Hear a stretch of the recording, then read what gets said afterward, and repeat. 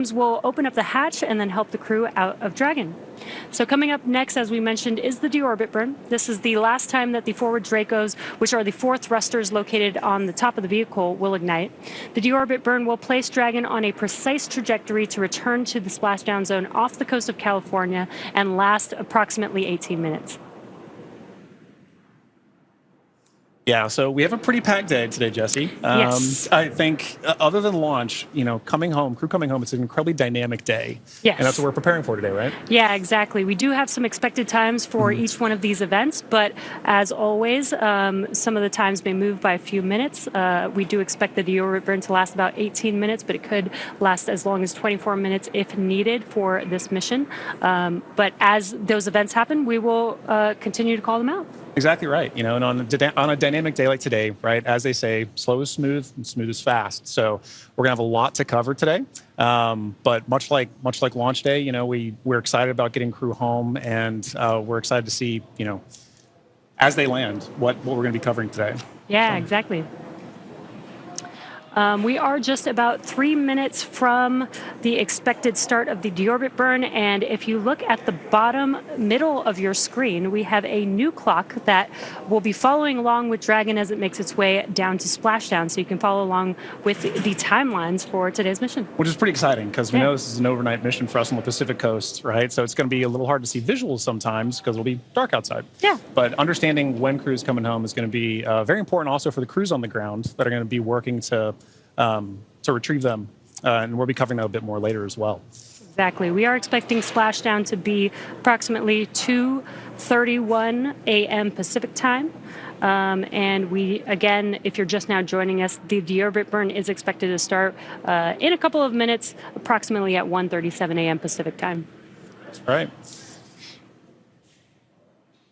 And again, if you've been following along with SpaceX and splashdowns, typically we've splashdown off the coast of Florida. Just recently, we have changed this trajectory to splashdown off the coast of California, which I'm really excited about because we are expecting to splash down off the coast of Southern California. Yeah. I'm born and raised San Diego, California, so I'm really excited that Southern California gets to be able to see some of these potentially reentry burns of the Dragon spacecraft. I know. I kind of wish we were outside right now to be able to see that ourselves, and sadly we're not. But and what you could see on your screen is mission control here in Hawthorne, California.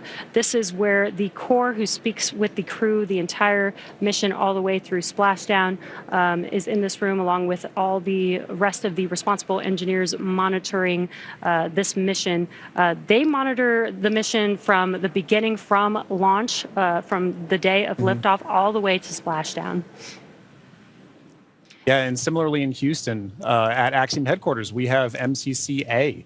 That's Axiom's Certified Mission Control Center. You can see Axiom flight controllers, working in MCCA around the clock, same as what Jesse mentioned for mission control here in Hawthorne.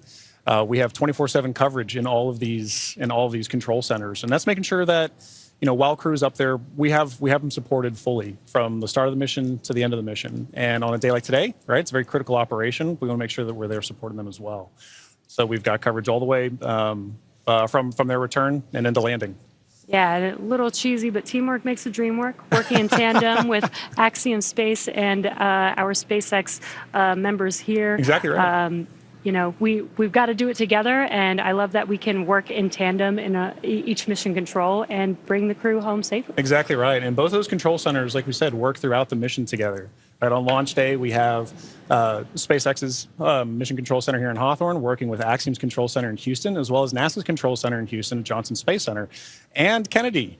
So we have all these launch complexes that work together, all these control centers that work together, and that doesn't change throughout the course of the mission. It really does exemplify the teamwork that we have to make missions like Axiom 4 happen, or Ax-4 happen.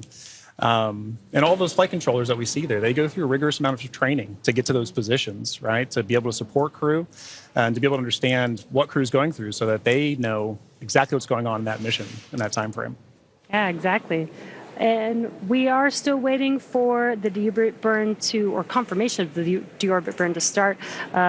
It should be starting any moment now. Again, we're just waiting for the call out. We do expect it to last approximately just under 18 minutes for this deorbit burn for this specific mission. That's right. And if you're just tuning in, after that deorbit burn, we'll then proceed into a few more dynamic operations following that. We'll look to be jettisoning the trunk after we do a claw separation. And then from there, we'll move into nose cone deploy and parachute deployment. So, or nose cone closure, sorry, and then parachute deployment. So we've got a very full day coming up ahead after this deorbit burn starts. And we did get confirmation that the deorbit burn has begun. Again, it will last approximately 18 minutes, just under 18 minutes. Now, this deorbit burn is the last time those 4 forward Draco thrusters will fire. Dragon has not yet entered Earth's atmosphere. This deorbit burn is what will line the vehicle up and put it on its final trajectory to the landing site and off the coast of Florida today. Right now, our crew are using their screens to keep tabs on the burn duration, Draco thrusters firing, and trajectory details like entry angle, spacecraft perigee, and how much distance remaining until deorbit burn termination. Dragon is flying itself. It is an autonomous vehicle, so all the crew has to do is stay strapped into their seats and keep tabs on things. Enjoy the ride. That's right. Well, to talk a little bit about the Ax-4 mission, what it is. The Ax-4 mission has really been remarkable in a number of ways from start to finish. And each of these missions, like we talked about, demonstrate the amount of teamwork that we work on. But they're also iterations on the process of flying to and living on station. And each of these provide more opportunities to understand how we live and work together in low Earth orbit. And this crew has certainly done just that. Yeah, let's take a moment to properly meet and introduce the crew. Yeah. Our mission commander is Peggy Whitson of the United States. And we actually don't have enough time to cover her entire resume because it is incredible. But to give a few highlights, Peggy earned degrees in biology, chemistry, and biochemistry. She was the first female commander of the International Space Station. She has spent over 695 total days in space, during which she logged 60 hours across 10 spacewalks. She is a 2-time commander for Axiom Space, having previously served aboard Ax-2, and she was just inducted as a member of the 2025 Astronaut Hall of Fame class. And congratulations, Peggy. Pretty incredible. And up next is mission pilot Shubhanshu Shukla of India, whose call sign as test pilot is Shuks. Shuks represents the Indian Space Research Organization, or ISRO. And he's also an astronaut designate of India's inaugural human spaceflight effort, Gaganyaan, an Indian-built rocket and spacecraft. He was commissioned into the Indian Air Force Fighter Wing in 2006. He then achieved the rank of Group Captain in 2024 and has over 2,000 hours of flight experience aboard aircraft, including the Sukhoi 30 MKI, MiG-29, Jaguar, Hawk, and Antonov On-32. Pretty impressive resume. And our third crew member is mission specialist Sławosz Uznański-Wiśniewski of Poland. He is representing the European Space Agency as a project astronaut coming from the reserve class of 2022, much like Marcus Wand, who served as a mission specialist on Ax-3. A scientist by trade, Sławosz has earned his master's degree of science with honors from Łódź University of Technology in 2008, Master of Science from Université de Nantes, and a graduate engineering diploma from Polytech Nantes in the same year. He also spent 2 years as the engineer in charge of the world-famous Large Hadron Collider in Switzerland beginning in 2018. And rounding out this crew, mission specialist Tibor Kapu of Hungary represents the Hungarian to Orbit Astronaut Program, also known as HUNOR. The program aims to send Hungarian astronauts to the International Space Station for scientific research and technological development, as well as to inspire young people. He graduated from the Budapest University of Technology and Economics, earning a degree in mechanical engineering, followed by a master's degree specializing in polymer technologies. In 2023, Tibor emerged as one of 4 Hungarians selected from a pool of 247 candidates for the HUNOR astronaut program. He has invested a notable amount of time in his career focused on space radiation protection while awaiting his acceptance to HUNOR. What an incredible crew. Together, they are the crew of Ax-4, Axiom Space's 4th private astronaut mission to the International Space Station. This mission represents the return of spaceflight for 3 nations, but it also highlights the growing opportunities for nations and entities around the world to conduct meaningful work in low Earth orbit.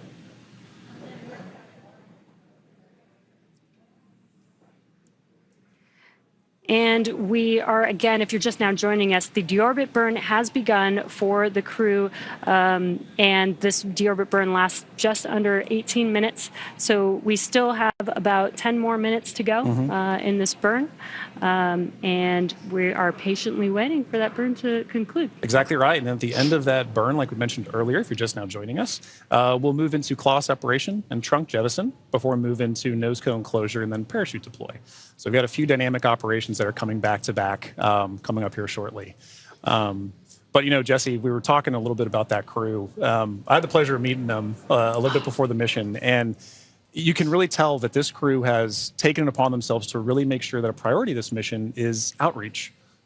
They really want to ensure that who they are representing, the people that they're representing, are getting an opportunity to come aboard with them and understand why they're up there, understand why they're going on missions like Ax-4, why Ax-4 is a mission that needs to exist to further everything. And I know that STEM outreach is something that you find pretty fascinating yourself, right? Yes, John, you already know that. I love outreach. I think it's super important. There's so much technology emerging and growing and advancing, and I think it's super important for the young people to get interested in it while they're young, so they can further explore that interest when they do get older and when they can, go to school or go into a professional field. So I think it's great that this crew specifically did multiple outreach events during this mission. Over 20, I think you said, right? Yeah, and it's one of those things, too, where for a lot of times, this may be these kids' first times getting to understand, like, what goes on the International Space Station? What kind of things can we research in space? You know, I know one thing that kind of resonated with me is, you know, when I got to meet Sławosz, Słav, as he's known by some, especially the crew. His background in microelectronics, right? He's carrying that on his research here today to understand how does space radiation, which is a huge problem to solve, right, for long endurance, for long-term, long-duration spaceflight missions, how are we going to solve the problem of space radiation? And not just for humans, but for electronics. And so for this particular mission, they were, and we'll cover a little bit of this later too, but they were flying some experiments to assess, like, how can we better protect these in orbit? So I think Sław, Tibor, their backgrounds really help kids understand, how can I tie my research to the practicalities and understanding of how do we live and work in space? And honestly, this is what we do all of this for. This is what Axiom 4 is for, and other missions have been for, is to do that research. I think a lot of people don't realize astronauts are scientists. They are. They are. Doing a lot of experiments. Exactly. First and foremost, the reason we're up there is to understand, how are we going to keep doing this? How can we keep doing this? So every mission that we work together, we learn from each other. Every mission that this crew goes on, from Ax-1 up through Ax-4 now, we all build on the last mission before it. We've been doing it for years. We're going to continue to be doing this as well. So it's really exciting to see them put that emphasis on not just the research, but also the outreach to get the next generation of people to do the next missions. I love it. If you're just now joining us, again, there is a clock in the middle of your screen where you can follow along with the timeline of the mission all the way towards Splashdown today. And also in the bottom right-hand corner of your screen, there's a little graphic showing Dragon and its thrusters firing. So while we are not showing some live views at this moment, you can kind of see which thrusters are firing, and there's a lot going on. So Dragon is very active right now, but love this new graphic that we have. Really cool to be able to kind of see. You might not be able to always see it live, and when we do see it live, I love you can actually see the little bursts of thrust. But in case we don't have any live views, you guys can follow along with that graphic in the bottom right corner. And speaking of live views, excellent timing. Inside of Dragon, with our commander and pilot there. That is at the front of your screen is Commander Peggy Whitson. And if you're looking right past Peggy Whitson as well, you can see our pilot Shubhanshu Shukla interacting with Dragon's controls there right now. But as you mentioned, Jesse, Dragon is a fully autonomous vehicle on this way home. So kind of tying back to one of the things you mentioned earlier, being able to see the thrusters firing like that really highlights a good point. When we don't have direct camera feeds like what we just saw, we still get vehicle insight. We still get spacecraft insight. When we talked earlier about what the mission control centers are for, that allows us to get telemetry to that vehicle for ground crews to understand what is the vehicle doing, and allows us to share it with everybody here to get insights of the mission. Very cool. And it is, I love these live views. Yeah. But it's really hard to believe that it's been 5 years since Dragon radically changed how humanity gets to space. After the space shuttle program ended in 2011, NASA astronauts primarily used the Russian Soyuz spacecraft to travel to and from the International Space Station. From 2011 to 2020, the Soyuz was the only human-capable launch vehicle available, and in December of 2010, Dragon became the first commercially built and operated spacecraft to be recovered successfully from orbit. And that mission, known as COTS-1, was the first demonstration flight for NASA's Commercial Orbital Transportation Services, or COTS program. And the purpose of COTS was to develop and demonstrate commercial sources for cargo resupply of the International Space Station. Now, fun fact, the Dragon that flew on this historic mission is currently actually hanging behind John and I in front of SpaceX Mission Control Hawthorne. And just 10 years later, in May of 2020, Demo 2 launched astronauts from U.S. soil for the first time in nearly a decade. Demo 2 was Dragon's first human spaceflight mission.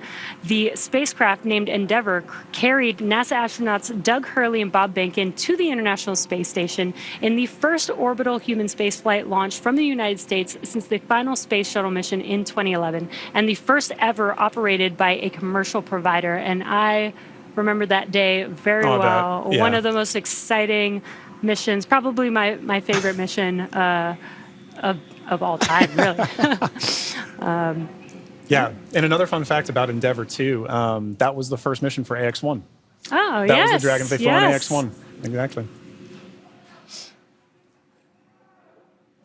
And this is a really cool view. I mentioned the graphic in the bottom right-hand corner, but you could actually see a similar graphic for the crew on board on their displays there. Exactly right. I mean, for crew situational awareness, it's incredibly important to, even though you may not be commanding the vehicle yourself, even though it may be an autonomous flyer, having the insight to your vehicle systems is incredibly important for all crew members, let alone the pilot and the commander.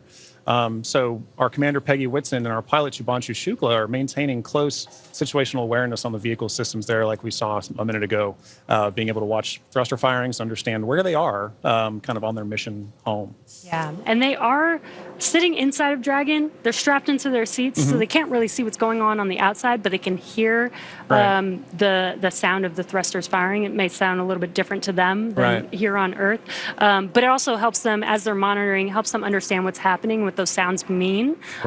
So again, that they have the full awareness of everything that's happening with the spacecraft. Exactly.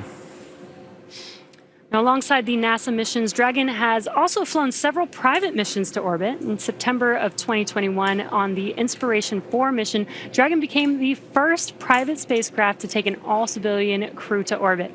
And the following year, Dragon flew Axiom Mission 1, the first all-private astronaut mission to the International Space Station in collaboration with Axiom Space.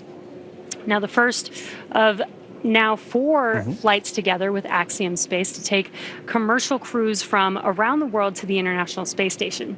In September of 2024, the Polaris Dawn mission delivered the first commercial spacewalk. And most recently in March, Dragon supported the From-2 and NASA Crew 10 missions. Ax-4 is Dragon's second human spaceflight mission to splashdown off the coast of California after From-2 returned Dragon recovery operations to the West Coast just this past April. And from that first crew mission in May of 2020 to Axiom 4 today, Dragon has supported 18 human spaceflight missions and flown 70 crew members representing 20 countries.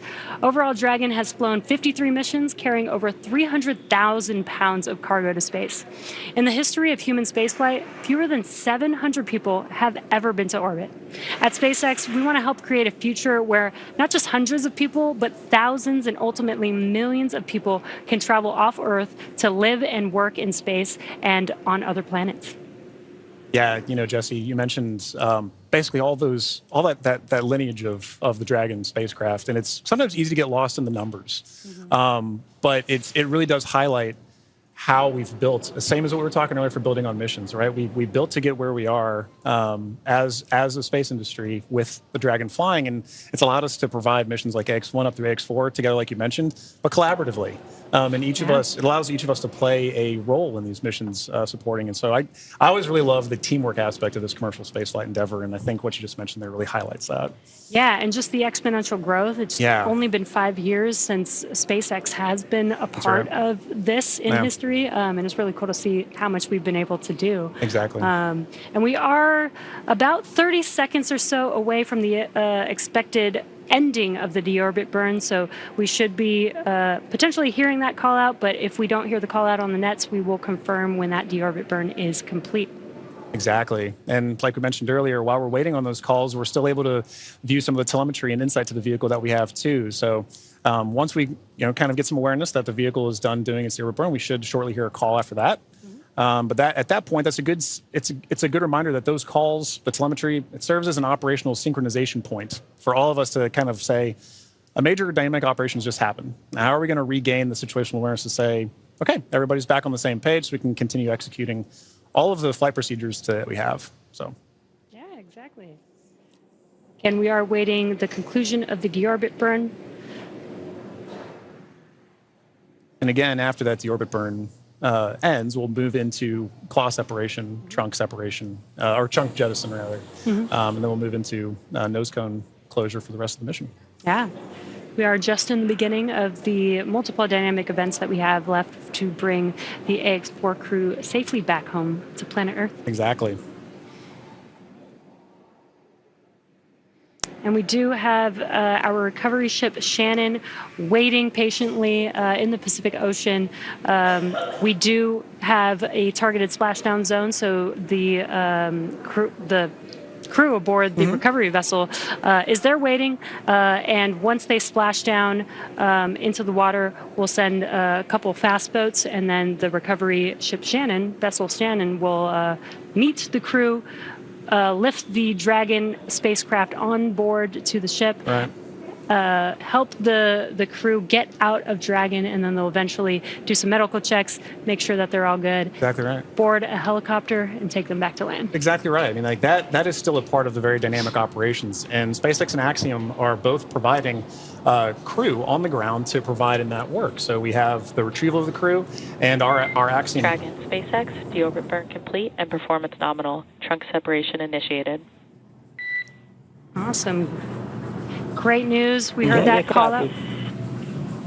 We heard that call out that the deorbit burn has completed, which is great news. We're moving on to the next events. So at the moment, Dragon is doing a couple of things autonomously. It's isolating the thermal control system fluid loops from the radiator. This system is what will help keep the internal temperature of Dragon temperate for our crew during reentry, as it does heat up a little bit on the outside of the vehicle. Next up, we are waiting for the claw to separate. The claw connects the trunk to the spacecraft, delivers power, telemetry, and fluids, and claw sep is the first step in trunk separation. And we did hear that call out for the initiation of claw sep. So that event is now in progress. We're waiting for the conclusion of claw separation. Nominal trunk jettison. And all of that just happened. Claw separation as well as trunk jettison. There we go. And it's a good example of the kind of things that we're listening for on this phase of the mission. Really are back to back, and they're structured in a way that are very timelined, very expected. And so while we wait for those call downs, we want to be very cognizant of, is crew checking back in with ground, is ground checking with crew. But once the vehicle hits those certain points and the commands are retrieved, sent, executed, whatever, that we're waiting for those and we're expecting those. Yeah, and then we do have nose cone closure coming up in just about 3 minutes or so is what we are expecting. And in the background, Dragon is currently inhibiting those forward bulkhead Draco thrusters that we just used to complete the deorbit burn, ensuring it's safe to latch the nose cone shut for reentry. Also, the vehicle has initiated the nitrox suit purge. This will help keep the crew cool and comfortable during reentry, and which again is coming up in a few minutes, that nose cone closure in just about a couple minutes. Now at this point, the nose cone is preparing for closure. That's right. Yeah. And now, for those of you just joining us, we are, as Jess just mentioned, we are in the phase of flight where we've now gotten good confirmation that the claw has separated, that the claw has retracted, and that the trunk has been jettisoned. And we're waiting for that nose cone to close. And a minute ago, we had good visuals inside the vehicle showing our commander, Peggy Whitson, and our pilot, Shubhanshu Shukla, engaging with those controls for the vehicle to maintain insight to understand where the vehicle is at this moment in time. And what you're seeing on your screen is a map of where Dragon is above the Earth. And again, it's making its way over, it's going to make its way over the Pacific Ocean to splash down off the coast of California. And you can actually see how close it is passing by the International Space Station there, which is pretty cool. Yeah. Again, it's amazing being able to actually maintain the kind of awareness we have on this, right? As you know, last night when we were tracking undocking, kind of understanding where Dragon is relative to station with regards to things like the keep out sphere.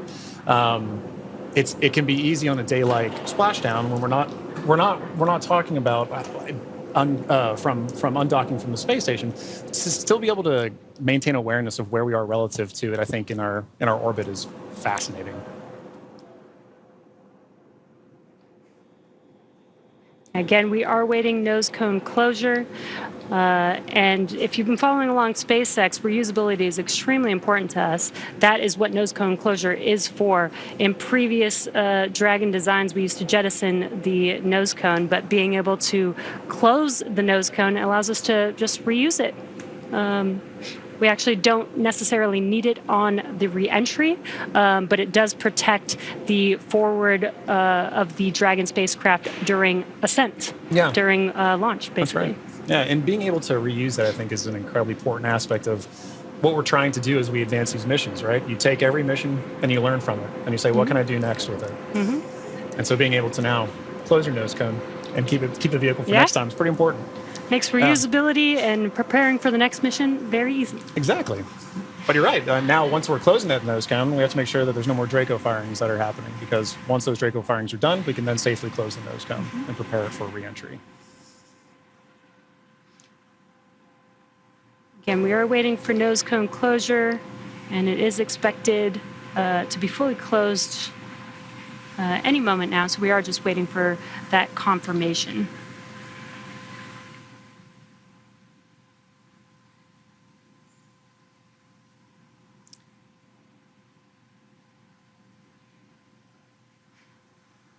And if you're just now joining us, the crew has already completed a deorbit burn, which lasted about 18 minutes long.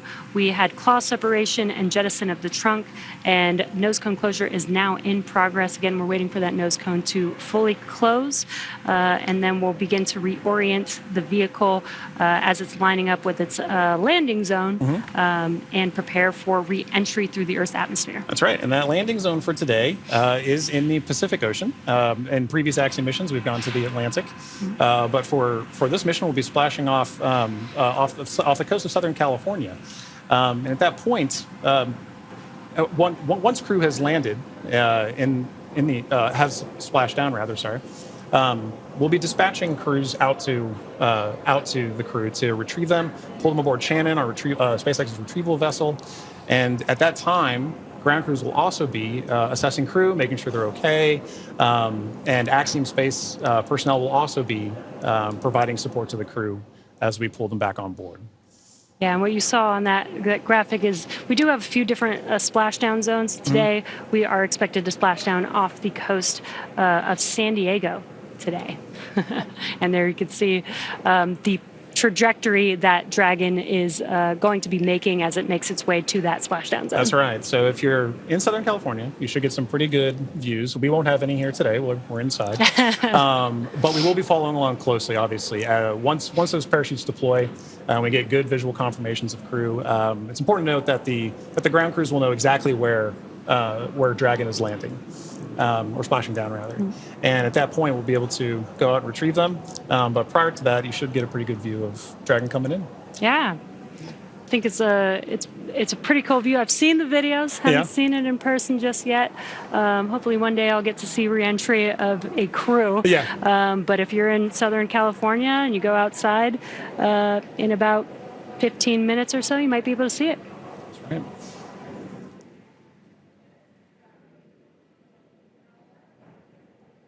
Now, we do expect that the nose cone is fully closed at this point, but just waiting for confirmation of that closure. Exactly.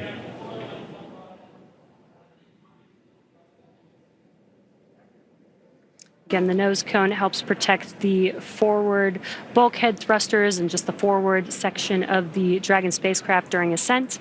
And closing the nose cone, again, just helps with recovery.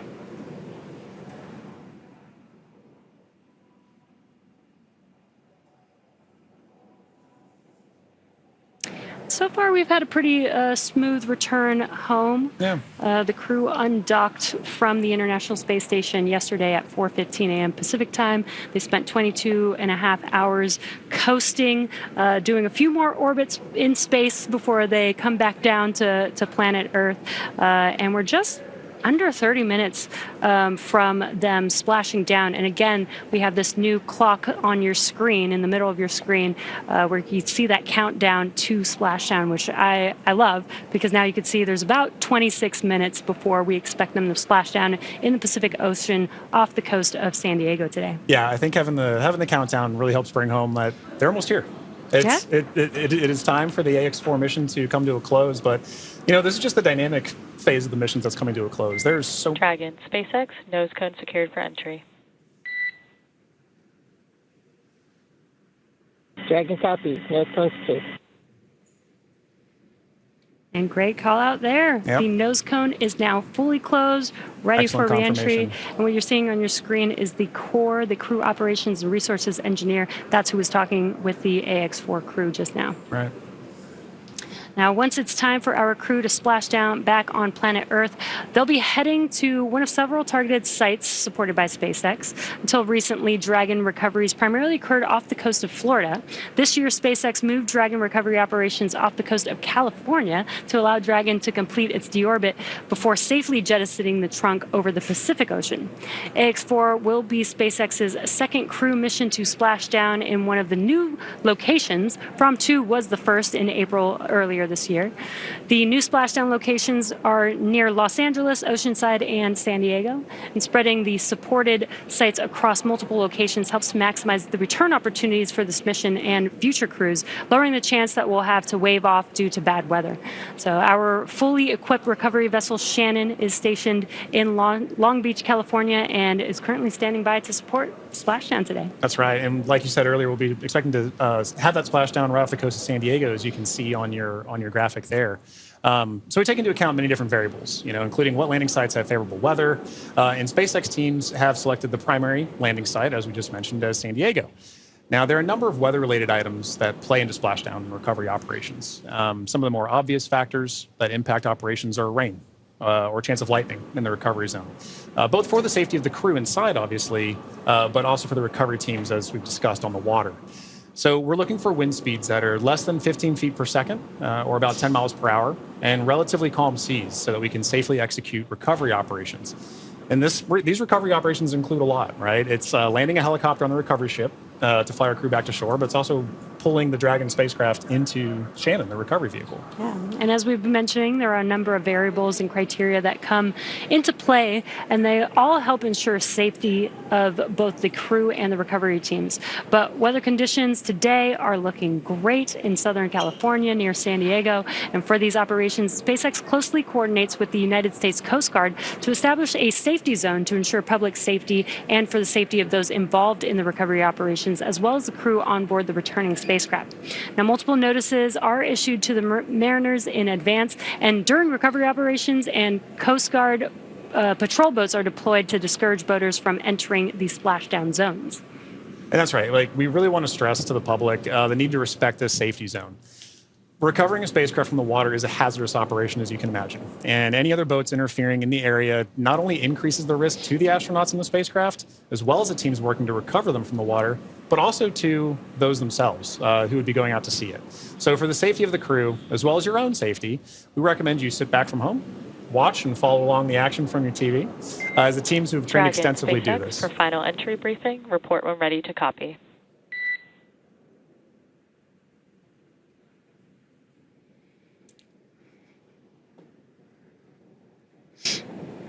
Dragon's ready to copy.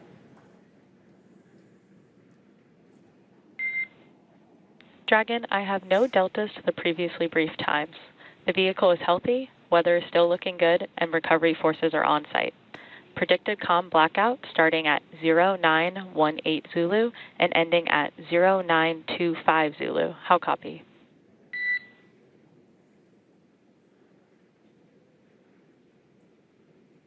No deltas to the timeline. Everything's healthy and weather looks good. 0918 to 0925 for the comm blackout. That's a good readback, Dragon. And with that, I'll be looking for you to verify that tablets are secure, visors are down, and restraints are tightened no later than 150 kilometers. Dragon copy. Welcome.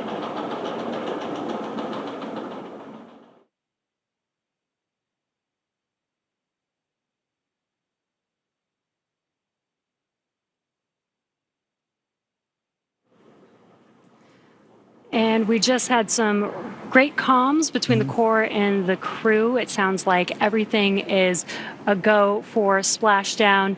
We are expecting the blackout period to begin at 2:18 a.m. Pacific time. That lasts about 6 minutes, completely expected. We will lose comms with the spacecraft as the vehicle heats up with plasma around it, but we do expect them to pass through that in about 6 minutes and regain comms after that. So really exciting, about 21 minutes away from Splashdown. And as you might imagine, astronaut training can be extensive, from training that is specific to each crew member's role to learning SpaceX protocols, space station systems, and preparing for the science and outreach activities that they'll be conducting in space.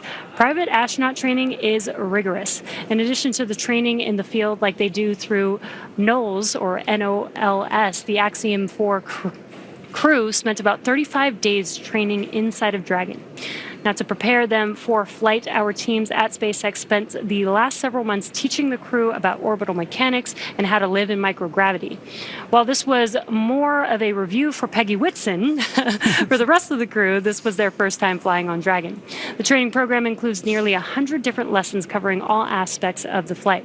The crew spent time inside of our Dragon training spacecraft to run simulations of ascent, the International Space Station rendezvous, and reentry. And they also spent time at the launch pad in our suit-up room and working through emergency procedures that would be necessary in the unlikely event of a pad abort scenario. And beyond those critical trainings from SpaceX for the ascent return phases of the mission, Axiom Space has facilitated a host of efforts over the last 10 months to ensure that the crew and all of those who support them, like ground operations, mission control, flight controllers, are all ready for the mission while on board station. And kicking off efforts for that training at Axiom headquarters in August of 2024, the Ax-4 crew immediately began to familiarize themselves with the range of teams and systems that they would need to become proficient with in order to succeed. From selecting the food that they would eat and learning how to prepare it with the food warming and hydration racks on orbit, to understanding the tools and systems available to them throughout the International Space Station. Every small detail is critical to mission success. So in Building 9 at Johnson Space Center, the crews learned and rehearsed routine operations, medical procedures, emergency situations, and media exercises. All of this built up to full-scale simulations that were then run in coordination with ground teams at Johnson and around the world. And as the name of the International Space Station suggests, specific modules are owned and operated by different nations. The crew traveled to Germany to earn their certification of these systems in the European module known as Columbus. As an ESA project astronaut, Sławosz had additional trainings at the European Astronaut Center. The crew then traveled to Japan to learn the systems of the Japanese experiment module, also known as Kibo. With hands-on training that culminated in a round of testing, the crew became certified to use the systems of Kibo for their flight. And beyond the specific requirements of each space station module, the crew also participated in a range of efforts that would bond them into a crew and ensure that they were physically and mentally prepared for any mission scenario. So this included a week of training with the National Outdoor Leadership School, or NOLS, where the crew faced a week of kayaking against heavy winds. It also included a day in an altitude chamber to experience how their body reacts to different oxygen levels, and even included an underwater helicopter escape training simulation. And SpaceX Dragon crew has tablets secured, restraints tightened, and visors down. SpaceX copies. Crew are configured for entry. 5 minutes until predicted comm blackout. We'll see you on the other side at 0925 Zulu. Copy 09250 on the other side of the blackout. Okay, and good comms there from crew that they are ready and configured for their return time. And, you know, an aspect of that is to wrap up our discussion about training. That's a major training point for crew, understanding how their return phase is going to look so that they know, let's go ahead and call ground and let them know that we're ready for maintaining it. So training really is at the heart of any successful mission. You plan, you train, you fly in that order. Yeah, exactly. Training prepares every astronaut, even those very experienced like Peggy Whitson, and she also did retraining with the Ax-4 crew. It's important for the crew to train together. But this prepares them for any phase, any potential scenario in their mission. Exactly right. You know, and missions like this are important milestones for everyone involved, from the crew members who fly to those that they represent, to the host of scientists and engineers around the world who have an opportunity for their research or their technology to be tested in microgravity. Everyone learns from these missions. And for Axiom Space, this is at the heart of why we do these missions. We're building opportunities for others to advance what is possible and expand what is known. And we want to enable every human everywhere to take part in this. Now, after a beautiful launch on June 25th, the Ax-4 crew docked with the International Space Station a little over a day later, opening the hatch and greeting the Expedition 73 crew on June 26th. The crew shared some good words in a welcoming ceremony and an astronaut pinning that we don't have there, but did happen, before quickly getting to work on their extensive itinerary. Each crew member brought with them a host of research, technology demonstrations, and outreach objectives, ranging from human physiology to space radiation impact studies, and even some gardening while they were up there. So this crew maintained a very full timeline, but they prepared for this, part of their training. Each crew member wanted to ensure that every minute of this mission was utilized and that all of their objectives were hit. So Peggy, Shukes, Sław, and Tibor were ready to work with their time on board. Over the course of 18 days on board the station, they accomplished over 60 research activities, as well as more than 20 outreach events. But as their time on station came to a close, the Ax-4 crew participated in a brief farewell ceremony where they said their goodbyes to the Expedition 73 crew. And now for more details on the incredible work performed by this crew on orbit, check out axiomspace.com to see more. Yeah, I love that this crew did so much outreach. 20 events in 18 days is pretty remarkable. Yeah, it's so pretty very impressive.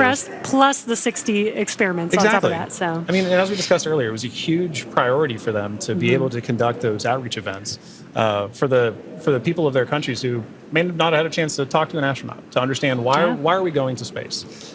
Now they have a better understanding of that. And like you mentioned earlier, it's get them started young. Let them understand the passion of it. I know that my nieces, my nephew, right, they're excited about space. Yeah. They want to be involved in space too. So I can only imagine getting a call from Tibor, getting a call from Sław, and understanding, what are we doing up there? Oh, that would be so awesome. Yeah. Now, we are expecting that blackout period coming up here in just about a couple of minutes. Now, this blackout period, this is when the Dragon spacecraft re-enters back into the Earth's atmosphere. What's going to happen is there's going to be a lot of plasma buildup as it's getting more through the atmosphere. And that plasma is getting to about 3,500 degrees Fahrenheit, building up around the spacecraft. So we will be losing comms. This is expected. Today we're expecting it to last about 6 to 7 minutes, and then we'll regain comms. And you'll probably hear the core after the expected blackout period time has ended. Make some comms, some calls to the crew until they regain the comms and get confirmation from the crew that they can communicate with each other. That's exactly right. You bring up a good point. An expected loss of comm, or sometimes you'll hear loss of signal, or LOS, it's an expected part of spaceflight. It is planned for, They are predictable, and mission operators or flight controllers work through that to understand when are we going to be able to have and maintain communications with the vehicle, communications with crew, and that can happen at any time during the space flight. So for this 5 minutes, right, based on the physics you discussed of the vehicle heating up, you know it's going to happen, and ground crews can predict for that and work around it. But it's a good reminder that we're waiting for those verbal cues, not just visual cues that we'll get. So we've been able to see some visual cues today of crew in their suits, but also be looking for visual cues later, right? Good parachute deploy. We're also listening though for good verbal cues. So we heard a minute ago, Commander Peggy Whitson was calling down saying that crew is in a good configuration for us to go into this period of no comms. Yeah, and we do expect that blackout period has probably begun at this point. That's and right. Speaking of visual cues, I've had the opportunity to talk to some of the astronauts that have flown on our Dragon spacecraft, and they've said it's kind of one of the most spectacular sights they've seen. Really? With different, they said it looks like sparks outside of the window, but with multiple different colors, multiple different looks of what that plasma heating up around the vehicle looks like. So they should be experiencing that right now. The Ax-4 crew still inside of the Dragon spacecraft. Again, this blackout period will last approximately 6 to 7 minutes. And again, we won't hear any comms throughout this period until the expected blackout time is complete, and then we'll start hearing comms from the core calling out to the crew. That's right. As we begin the second half of entry, Dragon is now beginning to flush nitrox into the cabin and continuing to top off the Ax-4 crew's suits with cool air.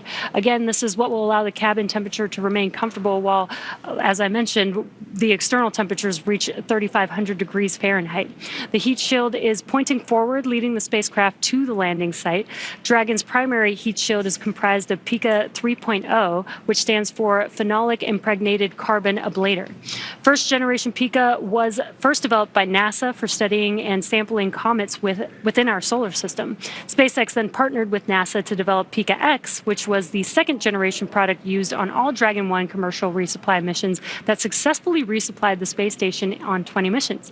Pika 3.0 was developed specifically for use on Dragon as we prepared to begin flying crew with enhanced structural and thermal properties that optimized the heat shield and drove down cost and mass. The remainder of the Crew Dragon spacecraft is composed primarily of a SpaceX proprietary ablative material. It's another class of thermal protection which is lighter weight versus Pika and protects the underlying composite structure during re-entry to ensure the structural capabilities are maintained. Now, while Dragon will experience temperatures well over 3,000 degrees Fahrenheit during peak re-entry conditions, the characteristics of the TPS or thermal protection systems coupled with the ECLIS environmental control and life support system in the pressurized interior will ensure that the Ax-4 crew will stay cool and comfortable during all the phases of re-entry through splashdown with all that heat surrounding them. Exactly right. Well, now, as Ax-4 set a new benchmark for private astronaut missions with the most research activities executed aboard an Axiom Space mission to the International Space Station to date.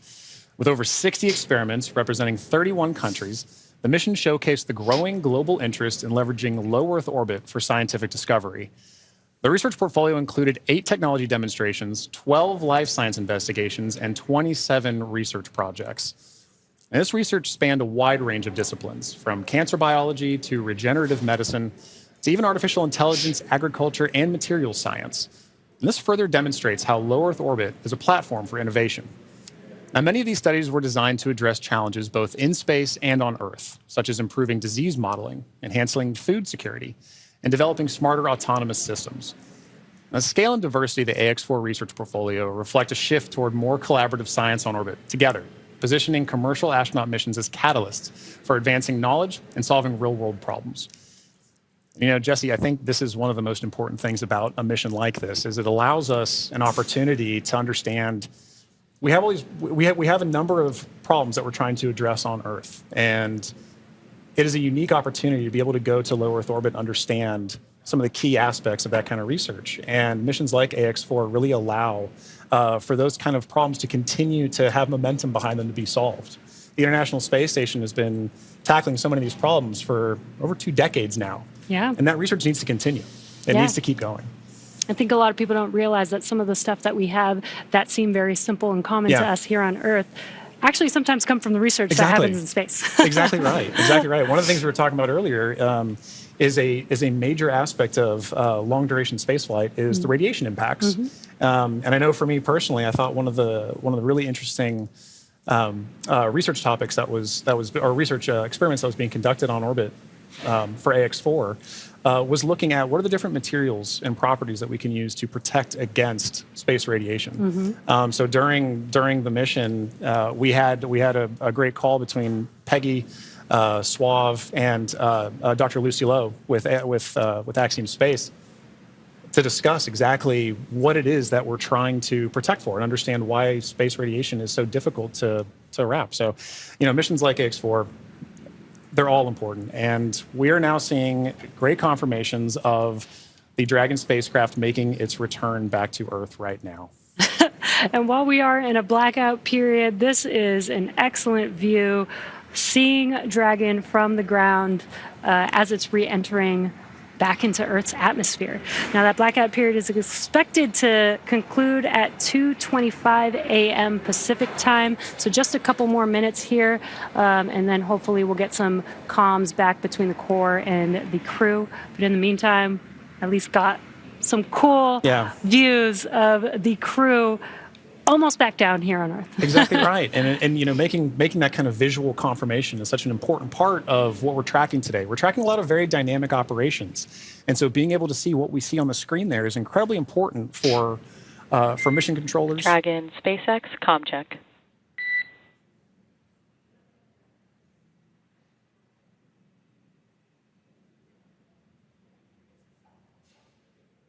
Again, we may not hear the crew until they do get those comms back, that acquisition of signal. Dragon, SpaceX, comm check. SpaceX Dragon, we have you loud and clear. Dragon, we have you the same. Expect automated chute deployment. Dragon copies, automated chute deploy. And great news, as you heard there, we got comms from the Ax-4 crew. That's exactly what we're waiting for, and I love that you can hear the excitement in Peggy's voice, too. Yeah. It's like she's done this before. Maybe a few times. A great live view on your screen inside of Dragon as they are re-entering the Earth's atmosphere. And we did hear confirmation that there will be the automatic drogue and parachute deployment coming up here shortly. And on your screen with that great live view. GPS converge. Expect nominal altitude for drogue chute deploy. Copy. Nominal GPS chute deploy. And we're going to hear a lot of comms back and forth throughout these last 5 minutes here as the core will be calling out their altitude as they're making their way down, as well as when the drogue parachutes deploy and the main parachutes deploy. And then as they get closer and closer to Earth, just keeping the crew updated with how close they are before splashdown so that they can expect that splashdown. Exactly right. Exactly right. Those are the things that crew that you're seeing there on the left side of your screen are following along with their onboard telemetry. And for you at home as well, you can see on your screens as well things like vehicle speed, vehicle altitude. All those are really important metrics that we're trying to understand as part of the visual confirmations, the audio communications or the verbal communications that we've gotten with crew. We're also getting vehicle communications and telemetry to all understand how we're looking as we lead up to these next 4 minutes before. And there you can see on your screen, the seats are rotating for the crew. This prepares them for that splashdown, so they do brace for drogue window. They do reorient the crew depending on the dynamic events that are happening, so the crew does lean back during re-entry. Crew is braced. And then they are sitting up a little bit more upright for those drogue and main parachutes to deploy. That's right. Having them in that position helps distribute the forces correctly so that when they're experiencing that dynamic event, they're as comfortable as they can possibly be. Yeah. We're now waiting for confirmation that the Dragon's chutes have deployed, coming up here just in under a minute or so. Just prior to the deployment of the initial drogue chutes, Dragon automatically safes the propulsion system. Dragon then deploys its drogue parachutes to stabilize and decelerate the vehicle. Then just before drogue deployment, seats automatically rotate to 26 degrees, which we just saw there, to keep the crew within acceptable G limits for entry and landing. And excellent view. Great view. Drogue parachutes are deployed.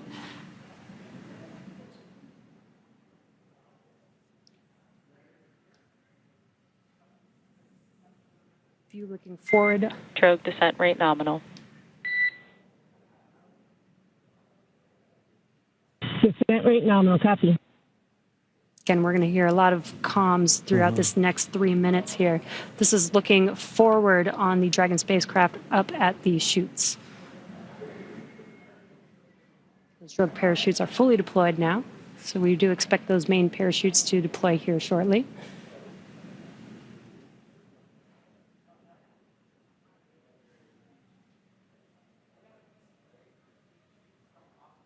If you're just joining us, we have now confirmed that the Ax-4 crew on their return home is roughly 2.5 minutes out from splashdown, and our main chutes have deployed. Main chute descent rate nominal. Copy. Main chute descent rate nominal, 1,000 meters for Dragon. We copy 1,000 meters. Great visual confirmation as well as those comms that the 4 main parachutes have deployed. Again, we are going to be slowing down the vehicle from 350 miles per hour all the way down to just about 15, 16 miles per hour by the time that the vehicle touches down and splashes down into the ocean. Exactly right. You mentioned these beautiful visual confirmations that we're getting. An important aspect of today's specific splashdown is that it's occurring at night. SpaceX Dragon 800. Copy 800 meters.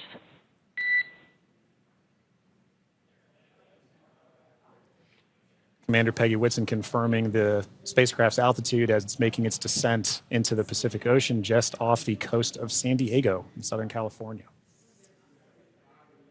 Yes, love that it's coming off the coast of my hometown. 600 meters. 600 meters.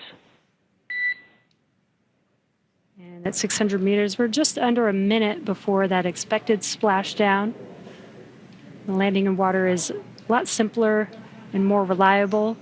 Provides a little bit of margin against unlikely parachute issues. We did have to learn how to make Dragon waterproof as we are splashing down into the ocean. But SpaceX copies 400 meters. Reminder to brace for splashdown.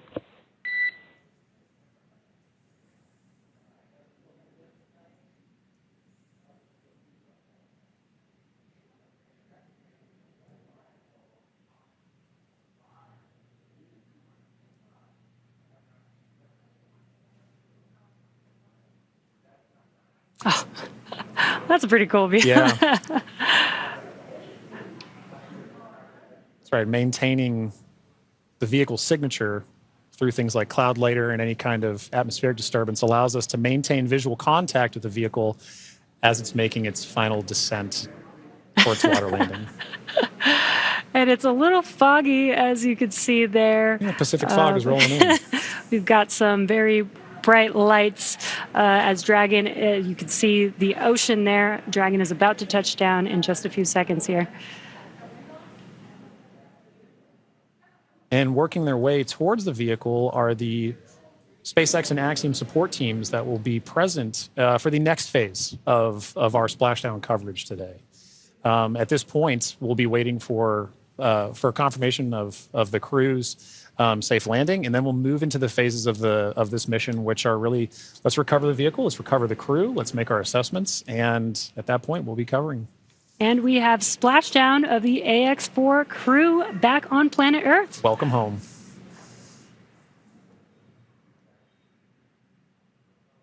SpaceX Dragon splashdown. We are in Stable 1. SpaceX copies splashdown in Stable 1. On behalf of SpaceX, welcome home.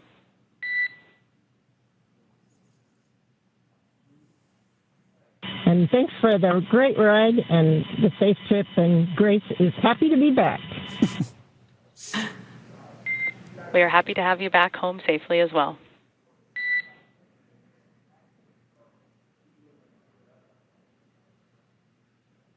Some words between the core and our commander, Peggy Whitson, as the Ax-4 crew has made it back home, splashed down at Dragon. SpaceX, for your awareness, SISTI system verifications are in progress. I will report back when recovery personnel are en route. Dragon.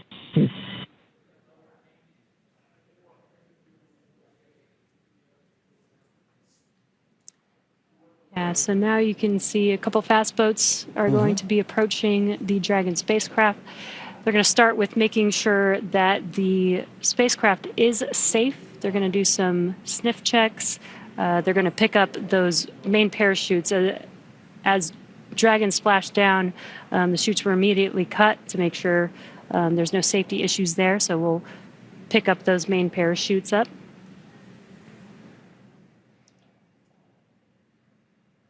And once the crew deems that the spacecraft is safe, then our recovery vessel Shannon can begin to approach and begin the recovery process. So we are now eagerly waiting on recovery of our Dragon spacecraft with the Ax-4 crew. Dragon has already autonomously completed several steps to save itself following splashdown. So for those of you just joining us, the return of Ax-4 has gone smoothly so far, and we just got great confirmation that crew has splashed down. So Dragon successfully re-entered the Earth's atmosphere, followed by deployment of its parachutes to slow the spacecraft down to a gentle 15 miles per hour. And at that point, they successfully splashed down in the Pacific Ocean at 2:31 a.m. Pacific time, off the coast of Southern California. So at this point, like you mentioned, Jesse, we are just waiting for Dragon's recovery from Shannon. Yeah, upon detection of landing, Dragon automatically releases the main parachutes to prevent wind from pulling the spacecraft. Dragon then automatically saves any pyrotechnics still present on the vehicle and may automatically perform additional minor system reconfigurations. The astronauts remain seated and in their suits at this point, but the onboard air conditioning keeps temperatures in check inside the spacecraft, and the communication systems on board remain powered so the crew can continue to communicate. And as we're watching, SpaceX has two fast boats in the recovery fleet, which move very quickly to get to the splashdown point. And those are being followed by Shannon, the main recovery vessel, which will move into position upwind of the spacecraft.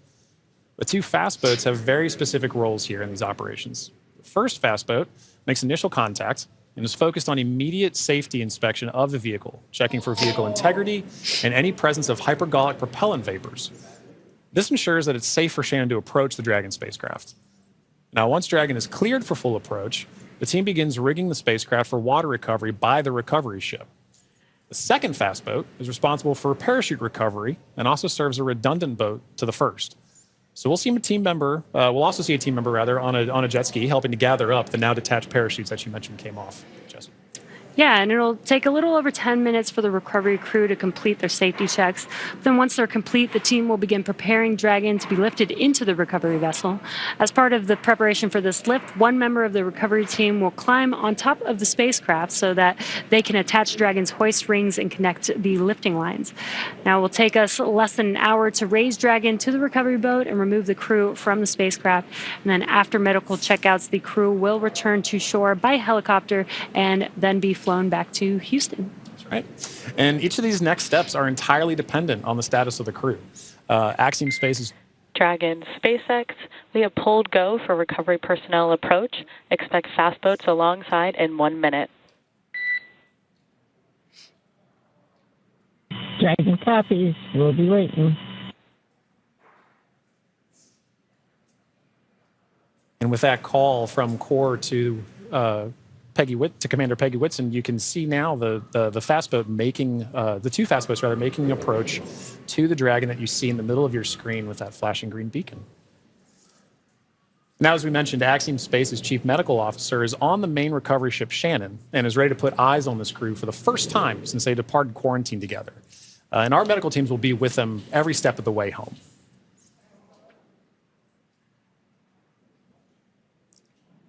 And It is nighttime, so we do have this infrared camera to help us see a little bit more clearly. That's the Dragon spacecraft in the middle of your screen there.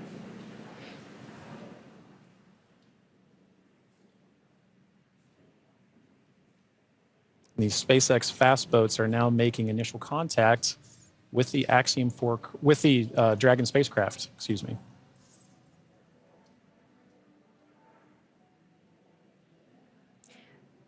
You can also see the red and green lights on Dragon, just similar to starboard and port on a ship.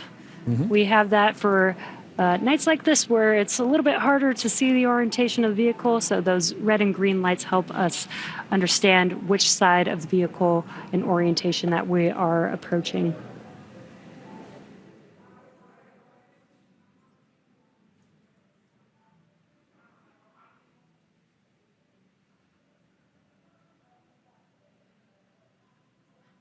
And it does look like they are pulling a main chute out of the water there. Again, those detach immediately as soon as the spacecraft splashes down. This helps prevent the wind from dragging the spacecraft after it's splashed down, and helps keep the crew safe. But we do recover those main parachutes, keep them out of the water. Exactly. And as we just discussed, each of these fast boats has a very specific role that they play. That is all part of, again, the ground operations that support the retrieval and recovery of the spacecraft, as well as the Ax-4 crew. So all of these are part of the ground training that's required in order to pull off those operations safely and successfully. So even though we're having, splashdown at night, right, we're able to ensure that we're executing smoothly, but executing successfully.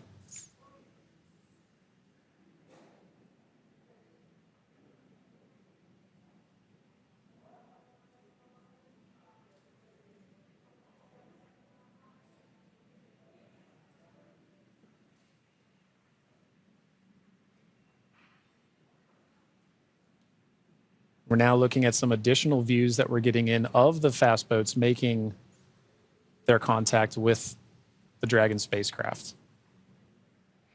And we should be seeing a crew member actually climb on board the spacecraft, Yep.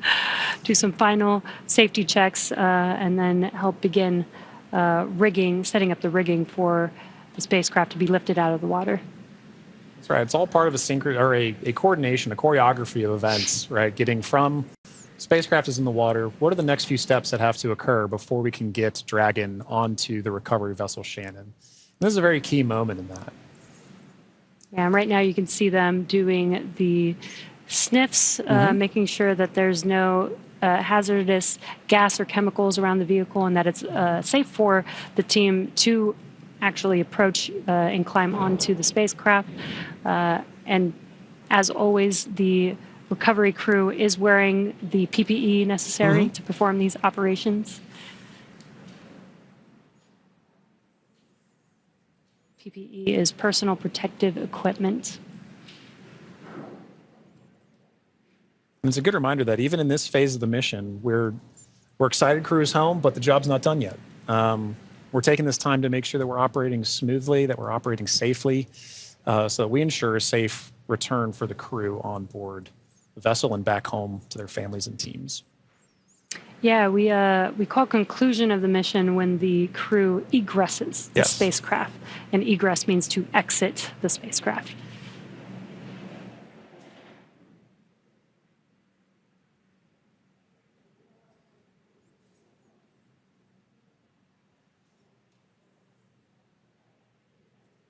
Got some calm waters there, which is great. Yes, exactly what we're looking California, Southern Pacific Ocean, as we splash down off the coast of San Diego today. Dragon, SpaceX, hypergol sweeps, and unfired ordnance checks are nominal. Rigging is in progress. Approximately 5 minutes until capsule lift. We have SpaceX flight surgeon standing by. Please confirm crew are ready for post-splashdown PMC. Dragon copy go, and we are ready for post-PMC. Copy that, Dragon. The next call you hear will be from flight surgeon on Dragon to ground privatized.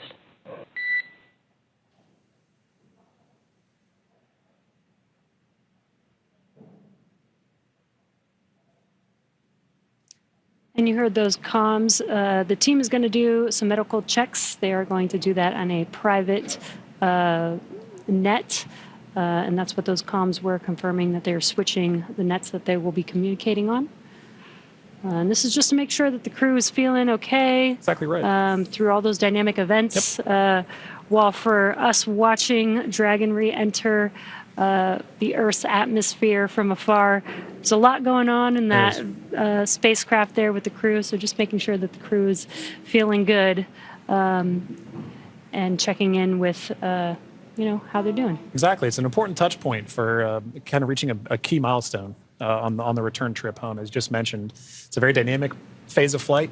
In those private medical conferences or PMCs with a SpaceX flight surgeon, really allow ground teams to be able to make an initial assessment of crew while the team is also the ground teams outside are continuing to work that rigging. They mentioned it take about 25 minutes for crew to rig and then hoist the Dragon spacecraft into the recovery vessel. So while those operations are happening, crew will also be talking with ground medical personnel just to get an understanding of, hey, how's everybody doing? How are you looking forward to it? Yeah.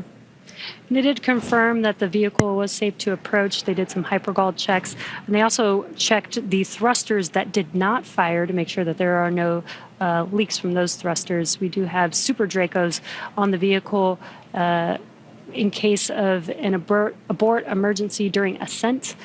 We did not need those thrusters on this mission.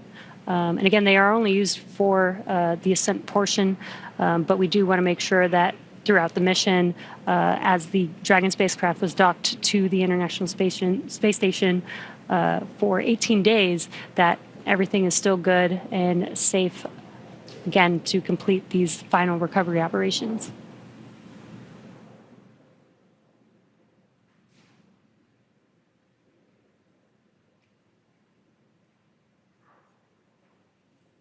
And again, it's a little dark because it's very early morning, but you can see the little window on Dragon and the light.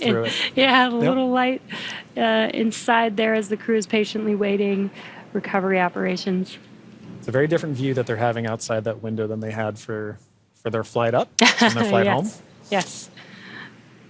But all the same, I'm sure that they're also glad to say, hey, we're home.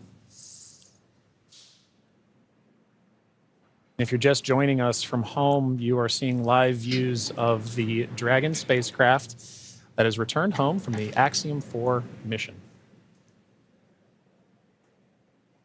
After launching on June 25th, the Axiom 4 mission... Dragon SpaceX Dragon to ground is now unprivatized. Com check. We have you loud and clear on Dragon ground. Copy, Dragon. We have you the same.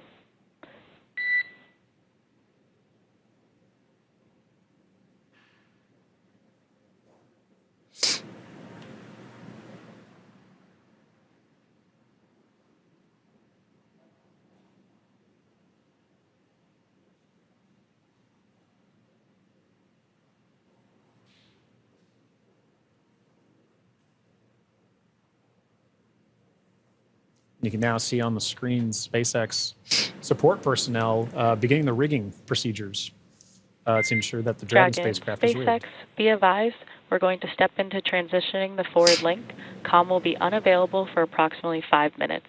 Rigging continues nominally. Dragon copies, 5 minutes. LOS.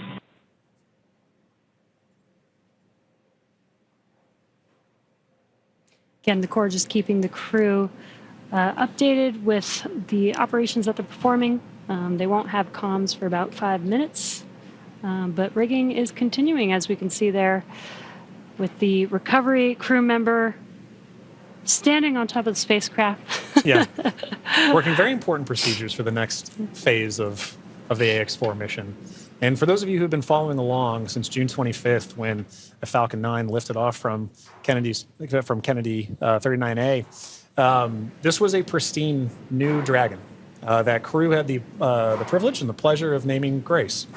And now that it's gone through its first mission and landed back safely in the Pacific Ocean, you can see exactly what the spacecraft goes through on its return home. But very much a sign of a successful mission.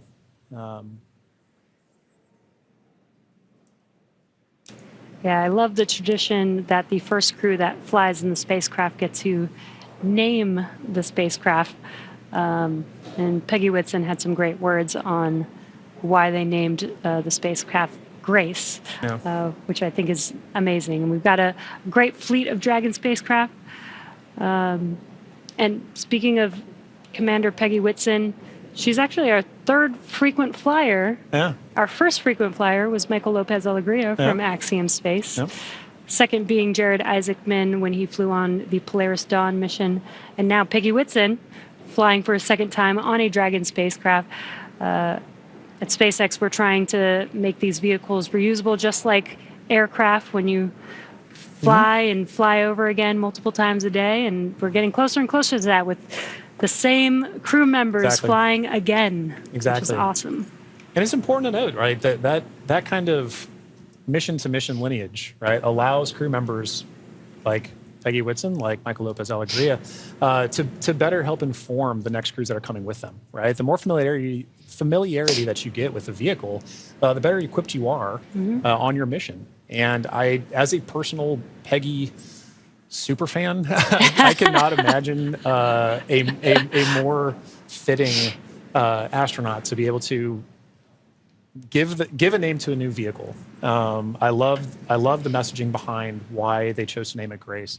And to your point, Jesse, about the frequent flyers, I loved that during launch we could see I don't know if it's a new tradition potentially, but we got to see some boarding passes that SpaceX provided to the Ax-4 crew, and because of her frequent flyer status, Peggy Whitson got a gold boarding pass, and I absolutely adore that she was able to have that distinction. Yes, just add it to her resume. Yeah, you can add it to her resume. SpaceX frequent flyer.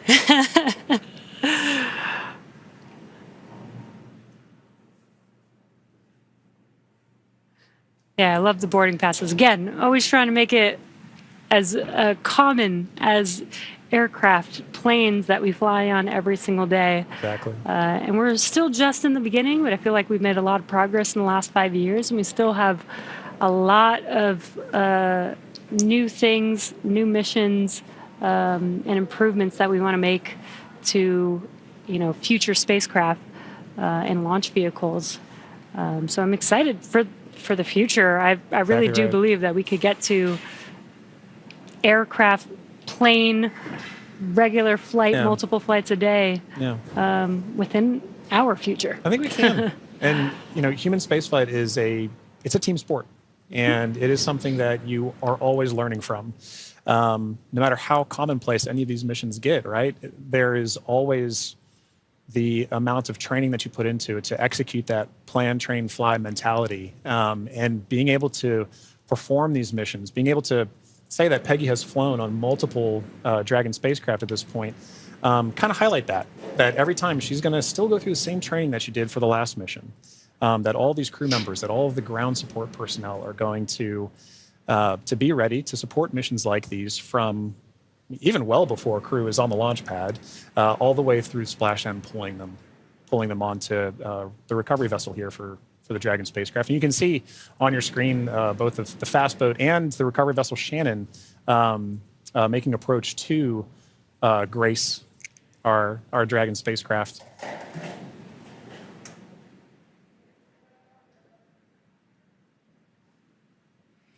There you could see what we call the Dragon nest.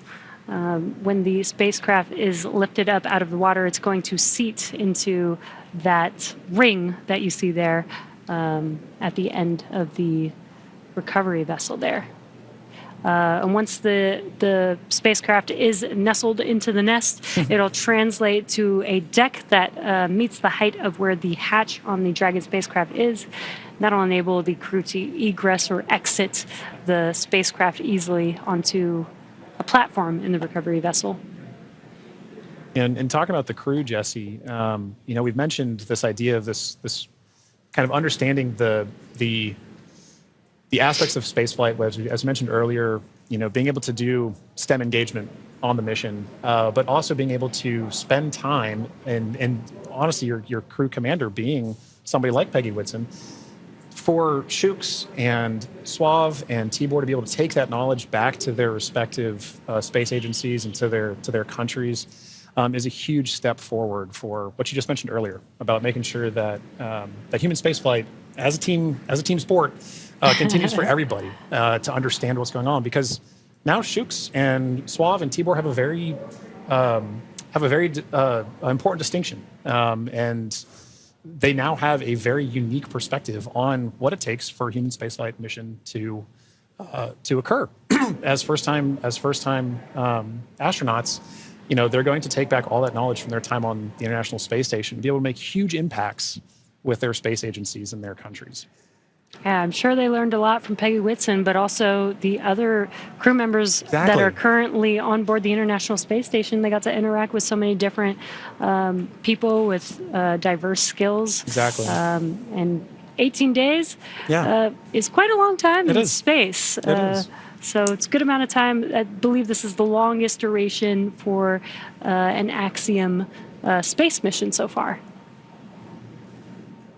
That's right. We heard a lot of those kind of sentiments shared between the Ax-4 crew and the Expedition 73 crew currently on the International Space Station during their farewell ceremony, during their undocking last night.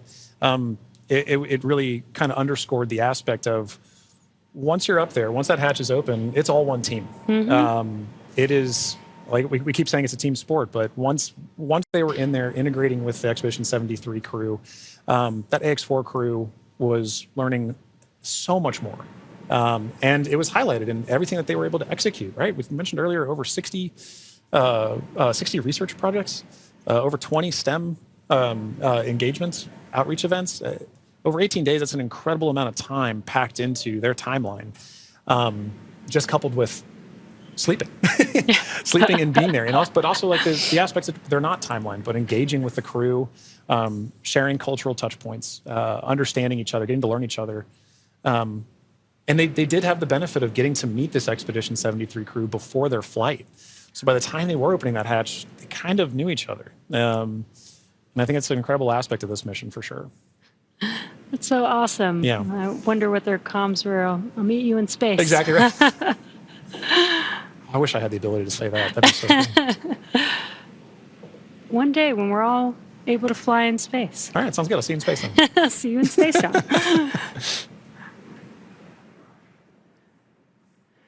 Looks like we're getting closer. They are pulling the spacecraft towards the recovery vessel. Looks like we're rigged up, and you can see the hydraulic lift moving forward and down. And then it will begin to lift the spacecraft out of the water and again into that Dragon nest that you see there on the recovery vessel.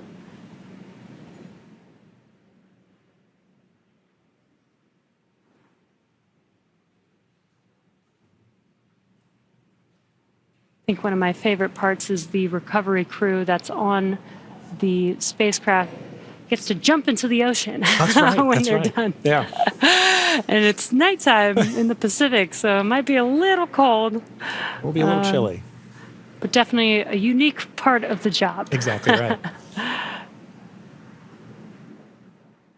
And you can see all the support crew. There was just a fast boat on the screen that made its way off screen there, but you can see the number of support crew that's kind of going into supporting an operation like this. It may look like it's not happening very fast, but there are a lot of steps that each of these crew members are responsible for ensuring that the Dragon spacecraft is pulled into that nest safely but smoothly, and they're working towards that now.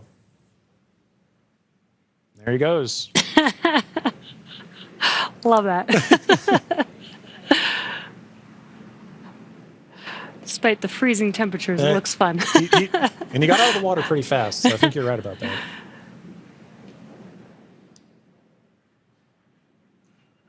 All right. Looks like lift is about to begin.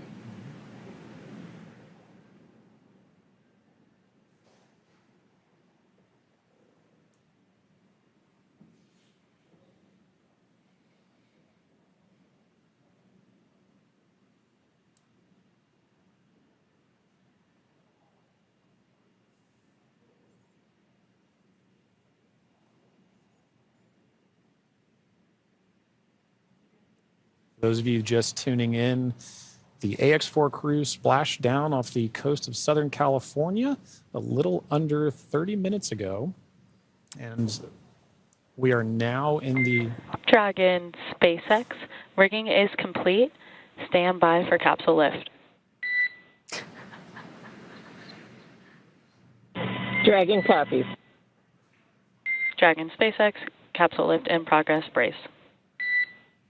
All right, good verbal confirmations there and visual confirmations that we're getting a successful lift. Dragon copies. Again, those comms, crew can't see what's happening outside of the spacecraft, so letting the crew know what's happening so they understand, you know, the vehicle moving, Exactly. what those different feelings are with the spacecraft moving around. Trying to give crew some level of situational awareness of where they are and where they're going next. So Dragon will remain in the nest during the crew extraction and for the journey back into port. The spacecraft is currently was just lifted, as you saw, and set on the nest. And from here, it'll be centered and oriented. And then from there, Dragon will be translated into the hangar underneath the helipad aboard the ship so that we can then open the hatch. And once open, a SpaceX medical doctor will be the first one in to check on the crew to see if they are ready to egress out of the vehicle. And as we noted earlier, Axiom medical teams are also on the recovery vessel working in tandem with SpaceX staff to assess and assist the crew. The astronauts will egress, or what we call exit, from Dragon's side hatch, pending spacecraft orientation in the water. Before opening the hatch, the spacecraft's cabin pressure must be equalized with the outside environment. Now, once the hatch is opened, that will be the Axiom 4 crew's first breath of fresh air since boarding Falcon 9 at the start of their mission on June 25th. And that will be an exciting moment for the crew, I know. But for the crew and also for the ground crews, getting that first confirmation of your crew exiting the spacecraft, getting good medical checks, and then coming out and giving a thumbs up is something everybody wants to be able to see, and we'll be able to see it soon. Yeah. And it looks like the spacecraft is nestled into the nest. Dragon SpaceX, welcome aboard the recovery ship. Apology for the delayed call earlier. We are still working to transition the forward link. Recovery personnel are completing their final checks, and I will let you know when we are ready for translation across the deck to the egress platform.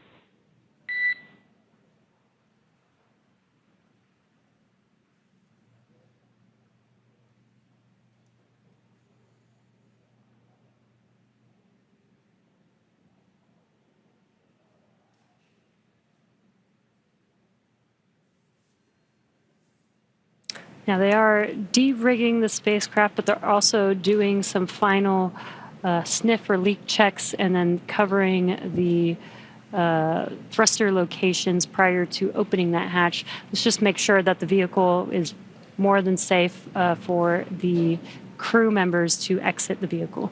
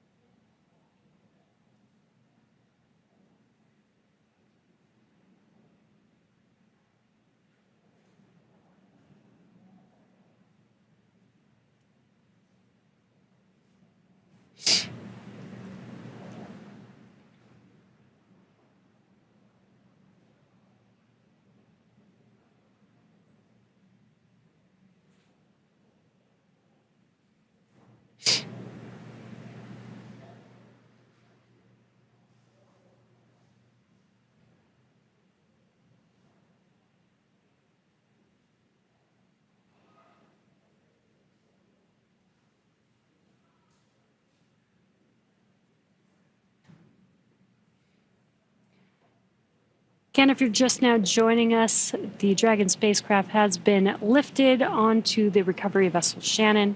Now the recovery crew is safing the vehicle. They're putting some covers on the thrusters of the vehicle just to ensure, now that the spacecraft is no longer in operation, we don't need those thrusters. They did some sniff checks before they put some covers on it. SpaceX comm check. We have you loud and clear in Dragon. Copy that, Dragon. We have you the same. Welcome aboard the recovery ship. We are working to troubleshoot the forward link transition. Stand by for translation across the deck. I'll let you know when we're ready for that. Okay, copy.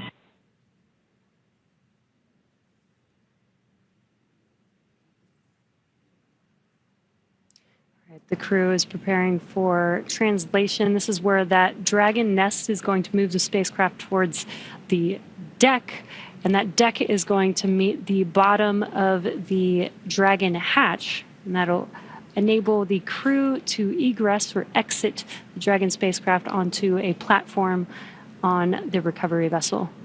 And again, the recovery crew looks like they may have finished safing the vehicle in preparation for that translation. As you mentioned, Jesse, that hatch that you see right in the center of the spacecraft, when we see crew egress from that, SpaceX medical personnel will be there to assess crew and assist them along with other ground support crew out of the spacecraft. And at that point, that'll be our first time being able to see the Ax-4 crew since their liftoff to the International Space Station on June 25th.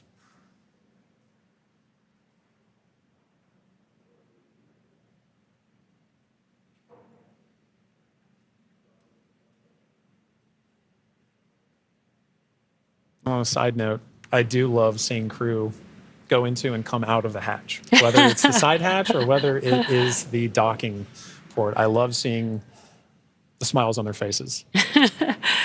Yeah, it's going to be exciting for them once we open this Dragon side hatch. Again, it'll be the first breath of fresh air in about 20 days for them since they boarded the Falcon 9 on launch day.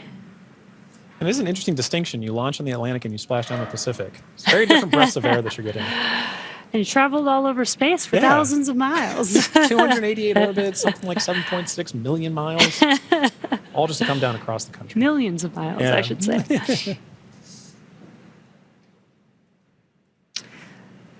It's definitely a great passport to have. It is. Maybe that could be the next memento that we can provide crew before they lift off as a passport that they can stamp. I think the locations would be orbits. That'd be really cool. Outside of Earth. Yeah. Earth orbits, low Earth orbit.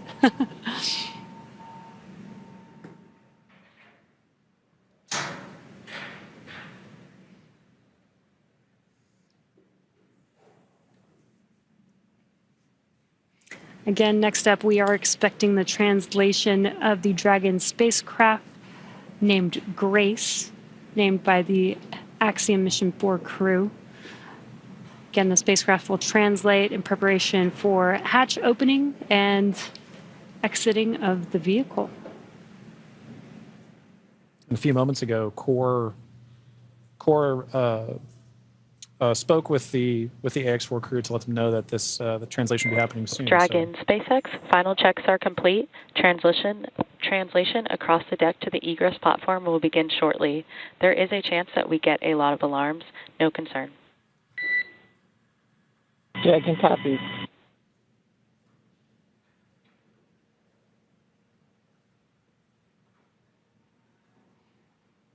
And we have movement. Translation is beginning.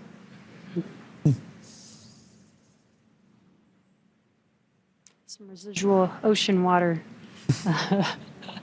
splashing down, and then we are washing down the hatch area. Again, just preparing for the vehicle's side hatch to be opened. Getting some of that salt water off, maybe some of that plasma from reentry off. Right. Right, all nominal processes to ensure that that crew can safely egress the vehicle, but also that ground personnel are safely protected while handling the spacecraft and crew as well. So at this point, we can see SpaceX personnel positioning themselves to support in this, as well as the spacecraft making final approaches to that upper landing pad for crew to egress the vehicle.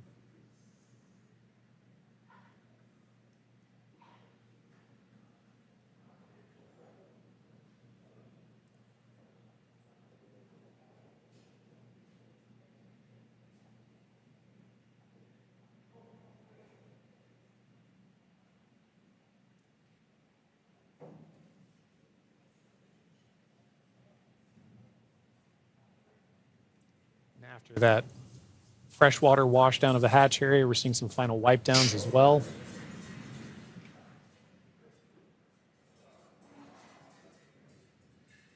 For those with a keen eye as well, you could see on the side of Grace, as it was making its approach towards the upper landing, the Axiom logo proudly displayed on the spacecraft.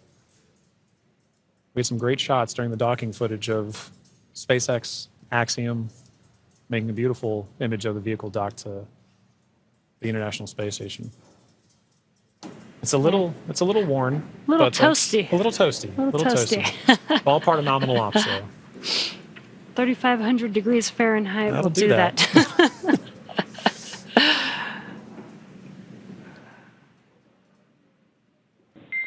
Dragon, SpaceX, standby for side hatch opening and egress of some smiling faces. Here we go. All right, we're looking forward to it.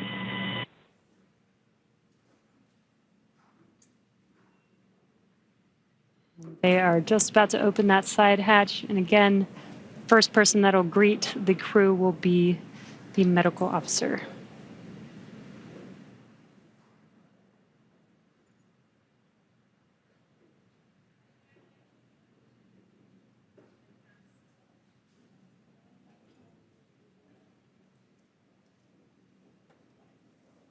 The hatch is open, and ground crews are making first contact with the Axiom 4 crew.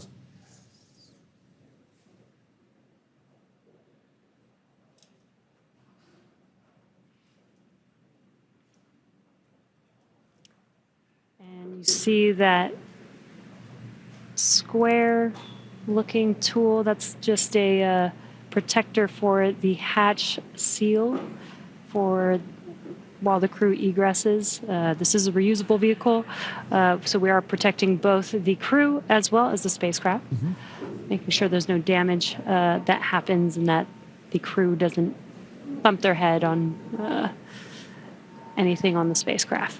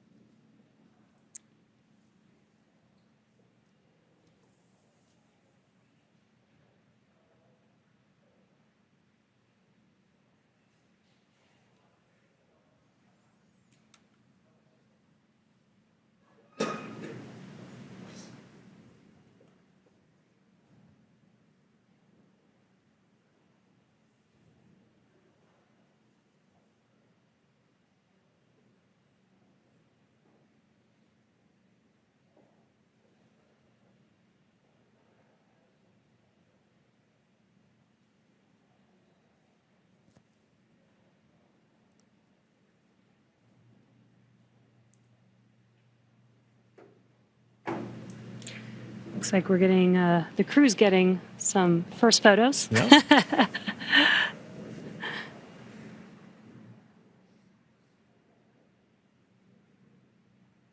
a good sign that they had good initial comms with medical personnel. So this time we are now just, if you're just joining us, we're waiting for the Ax-4 crew to egress or exit the Dragon spacecraft, also known as Grace, as part of the conclusion of their more than 20-day mission to the International Space Station.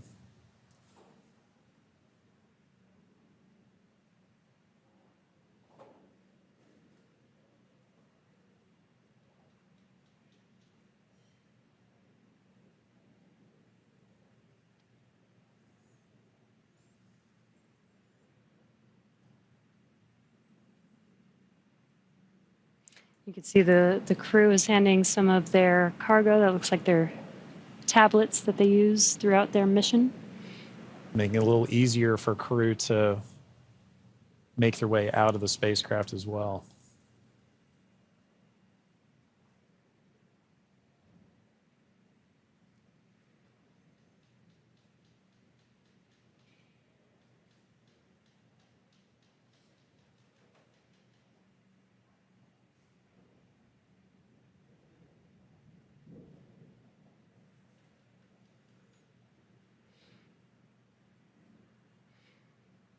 Looks like they just removed the footrests.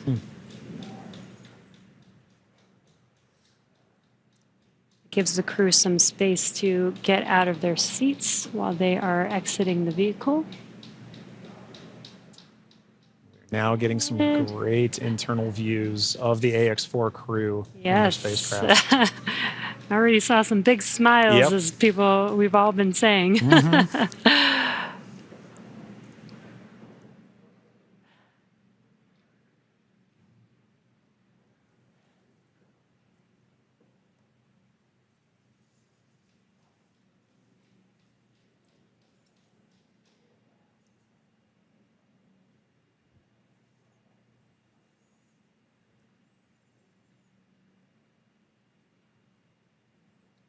As we wait for the Ax-4 crew to egress the vehicle, you can see ground crew is still putting in aspects of I'm not going to call it rigging, but hardware to help the crew get out of the spacecraft more easily. Reminder that they've been in microgravity for a little over 20 days, and occasionally your first few steps back on Earth can be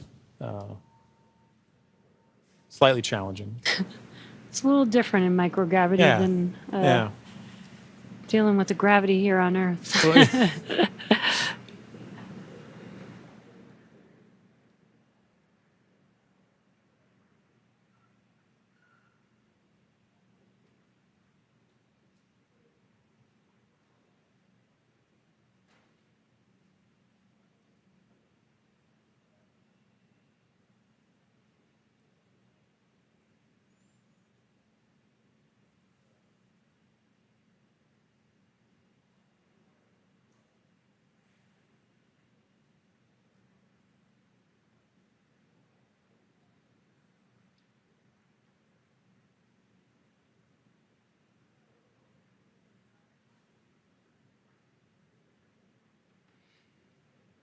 Just now joining us, we are waiting for the Ax-4 crew to exit the Dragon spacecraft Grace.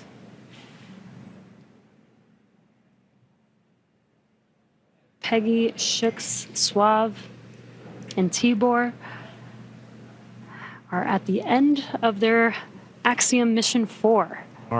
After 20 days in space, 18 on board the International Space Station.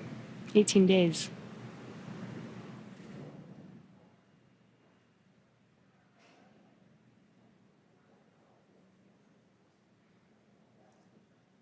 Now this wraps up a very significant portion of the mission, but it's not entirely over. We still have a few medical checks to go, and then in addition to that, the Ax-4, all the research done on the Ax-4 mission is all going to be in a world of post-processing, analysis, assessment, and that's all part of it, as well as crew debriefs.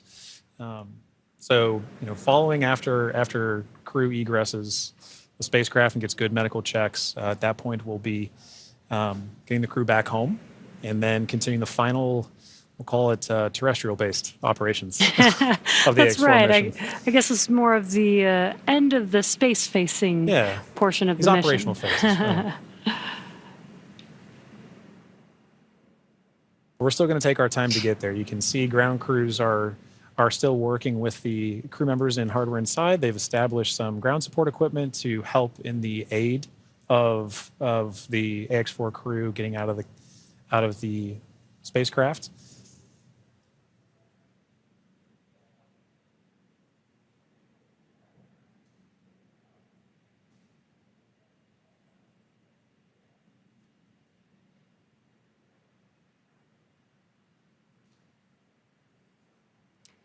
And some of their aids are not too complex. That white platform that you see there is essentially a slide. Yeah. But an important one. A very important slide. But in addition to that slide, we do have, there's a complex tool that you mentioned earlier, Jesse, about protecting the seals. We can see now crew looking to make, the first crew members looking to make their egress from spacecraft along that slide. Sliding out.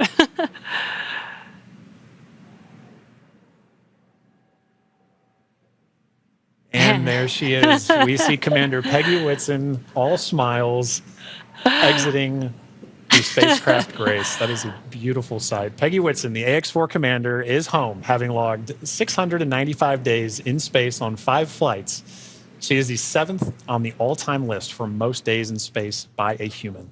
It's an incredible feat. Legendary.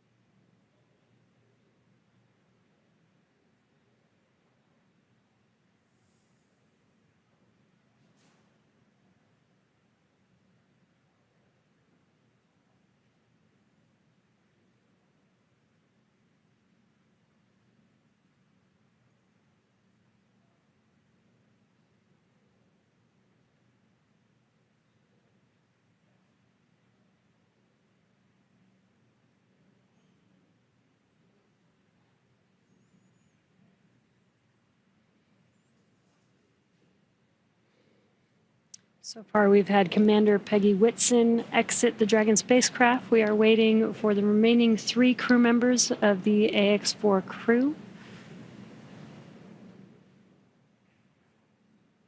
There's no real order to the egress. It's really up to the crew.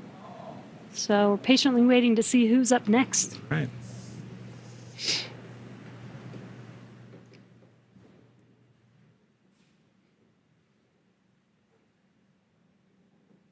If Peggy is in the indication, which I think she is for this particular crew, we'll see another big smile coming out of the Dragon spacecraft in a moment.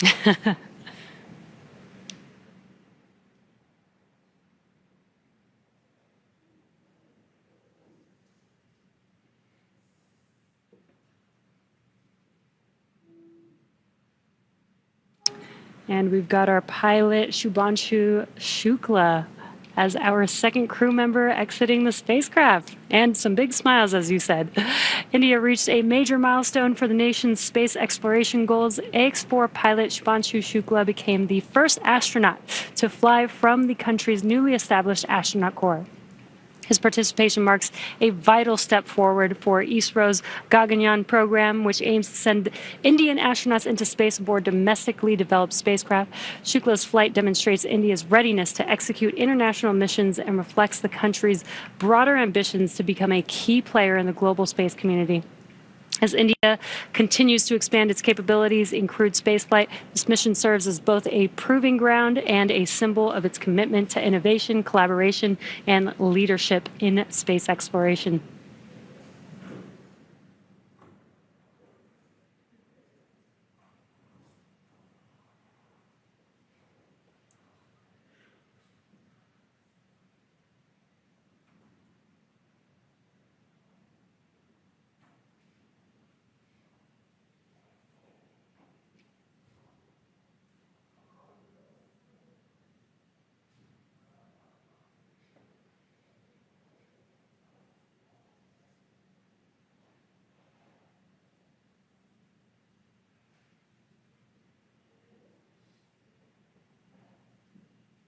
Now, at this time, we are waiting for the mission specialists of the Ax-4 mission, Sławosz Uznański-Wiśniewski of Poland and Tibor Kapu of Hungary, to now egress the Dragon spacecraft.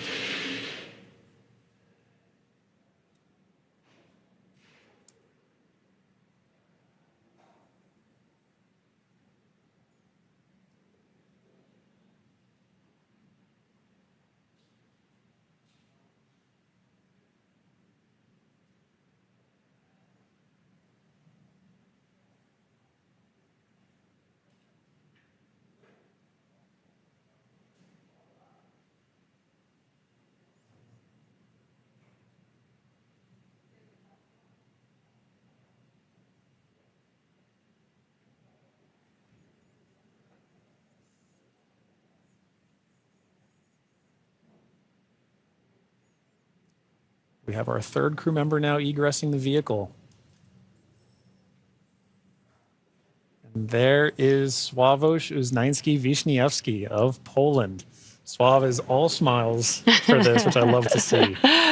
Now, Poland's participation in the Ax-4 mission through the Ignis program marked a pivotal step in the country's growing role in space exploration. Astronaut Sławosz Uznański-Wiśniewski, flying in partnership with the European Space Agency, led a research agenda focused on some of the most pressing challenges in human spaceflight: mental health, artificial intelligence, and radiation monitoring. These areas are critical not only for ensuring astronaut well-being on long-duration missions, but also for enabling safe and sustainable exploration beyond low Earth orbit. The Ignis mission reflects Poland's strategic investment in cutting-edge science and its ambition to contribute meaningfully to the future of deep space travel. It also signals a broader shift in Europe's space landscape, where emerging space nations are taking on increasingly vital roles in shaping the next era of exploration.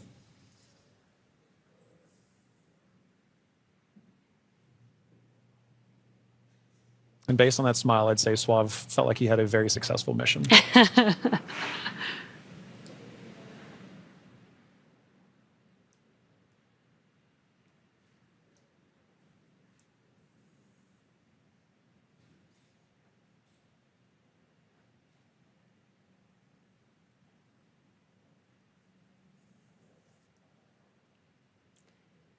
3 or 4 crew members have exited the Dragon spacecraft. We're now just waiting for the final crew member, Tibor, to exit the spacecraft here.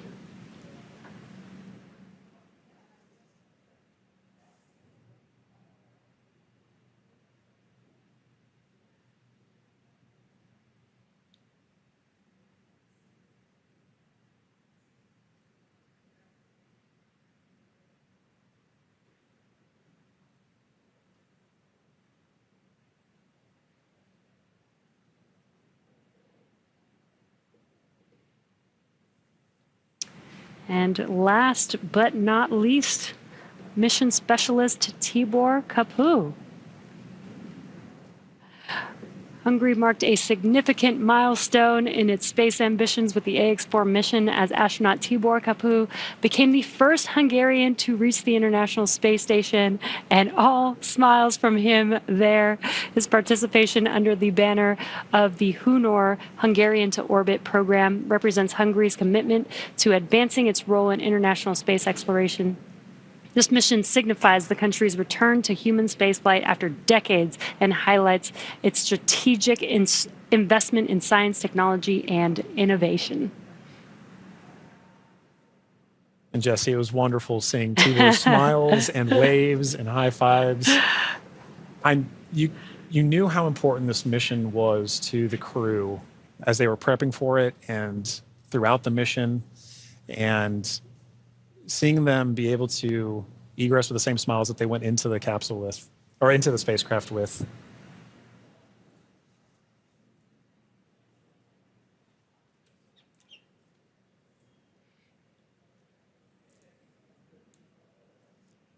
Well, at this point, the crew is now safely back home on Earth. Yeah. Now that our crew are safely back home on Earth and getting the first checks by SpaceX and Axiom Space medical teams, we're going to wrap up our live coverage of their historic return. Ax-4 lifted off from Launch Complex from Launch Pad 39A at 2:31 a.m. Eastern Time on Wednesday, June 25th, and arrived at station on Thursday, June 26th.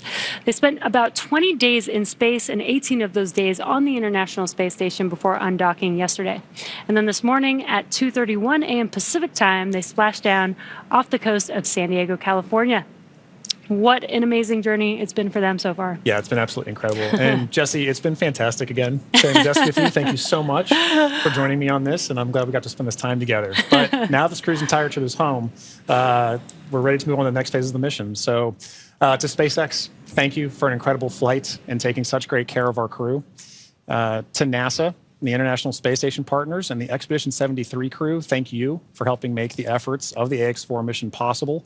We're really looking forward to collaborating with everyone again soon. And a special thank you to ISRO, ESA, and HUNOR for entrusting us with this mission.